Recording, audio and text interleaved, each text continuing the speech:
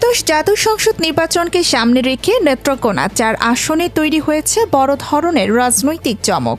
এই আসনে বিএনপির মনোনীত প্রার্থী হিসেবে মনোনয়নপত্র জমা দিয়েছেন সাবেক স্বরাষ্ট্র প্রতিমন্ত্রী লুৎফুজ্জামান বাবর।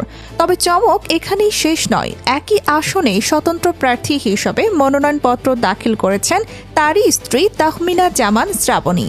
একই সংসদীয় আসনে স্বামী স্ত্রীর আলাদা মনোনয়ন দাখিল নেত্রকোনার রাজনৈতিক অঙ্গনে সৃষ্টি করেছে ব্যাপক আলোচনা ও কৌতূহল। নির্বাচনী রাজনীতিতে এটি একেবারেই ভিন্ন মাত্রা যোগ করেছে বলে মনে করছেন রাজনৈতিক বিশ্লেষকরা।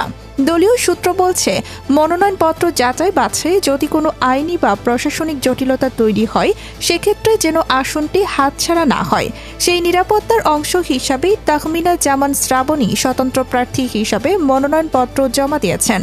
29 ডিসেম্বর বিকেল 4টায় নেত্রকোনা জেলা প্রশাসকের কার্যালয়ে রিটার্নিং কর্মকর্তার কাছে নিজের মনোনয়নপত্র দাখিল করেন লুৎফুজ্জামান বাবর।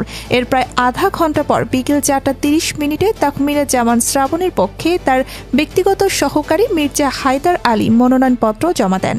রিটার্নিং কর্মকর্তা জানিয়েছেন, মনোনয়নপত্র যাচাই বাছাই শেষে বৈধ প্রার্থীদের চূড়ান্ত তালিকা নির্ধারিত সময়েই প্রকাশ করা হবে। সব মিলিয়ে নেত্রকোনা 4 আসনে এই স্বামী স্ত্রীর দ্বৈত প্রার্থিতা নির্বাচনী মাঠে যে নতুন হিসাব নিকাশ তৈরি করেছে তা নিয়ে এখন নজর সবার।